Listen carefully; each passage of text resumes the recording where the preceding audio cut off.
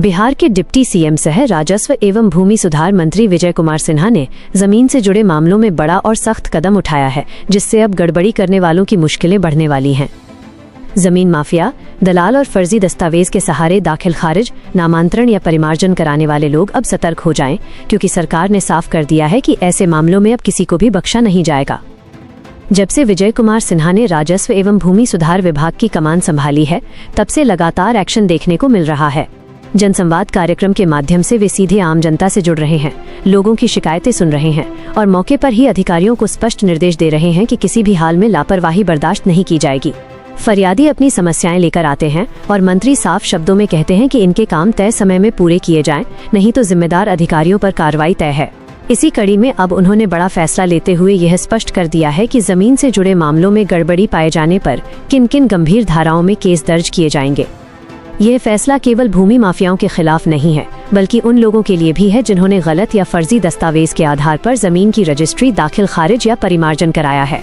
ऐसे लोगों के खिलाफ अब सीधी आपराधिक कार्रवाई होगी। हाल ही में राज्य के डिप्टी सीएम एवं राजस्व एवं भूमि सुधार मंत्री विजय कुमार सिन्हा ने ताबड़तोड़ आदेश जारी कर अपनी स्पष्ट नीति जनता के सामने रख दी है। उन्होंने अपने सोशल मीडिया अकाउंट के जरिए साफ संदेश दिया है कि जमीन माफिया, दलाल और फर्जी दस्तावेज देने वाले अब सुरक्षित नहीं हैं। मंत्री ने एक्स अकाउंट पर पोस्ट शेयर कर कहा है कि निजी या रैयती जमीन से जुड़े किसी भी मामले में अगर गड़बड़ी पाई जाती है तो तुरंत जांच कर एफआईआर दर्ज की जाएगी। इतना ही नहीं, अगर पहले से किसी फर्जी दस्तावेज के आधार पर कोई आदेश जारी हो चुका है तो उसकी कानूनी समीक्षा कर आवश्यक कार्रवाई की जाएगी। उन्होंने यह भी स्पष्ट किया है कि यदि किसी मामले में एफआईआर दर्ज नहीं की जाती है या मामले को दबाने की कोशिश की जाती है तो इसे गंभीर लापरवाही और कदाचार माना जाएगा। ऐसी स्थिति में संबंधित अंचलाधिकारी व्यक्तिगत रूप से जिम्मेदार होंगे और उनके खिलाफ भी कार्रवाई तय होगी। मंत्री विजय कुमार सिन्हा ने जमीन से जुड़े मामलों में कूट रचना, फर्जी दस्तावेज तैयार करने, छल, धोखाधड़ी और आपराधिक षड्यंत्र जैसी गंभीर धाराएं लागू करने की बात कही है। उन्होंने कहा है कि ये कदम सुशासन, पारदर्शिता और आम जनता के अधिकारों की रक्षा के लिए उठाया गया है। राज्य सरकार अब किसी भी कीमत पर जमीन माफियाओं को संरक्षण नहीं देगी और कानून को दरकिनार करने वालों के खिलाफ सख्त कार्रवाई की जाएगी। एक अन्य पोस्ट में मंत्री ने ये भी साफ किया है कि अब जमीन के मामलों में फर्जीवाड़े की कोई जगह नहीं है।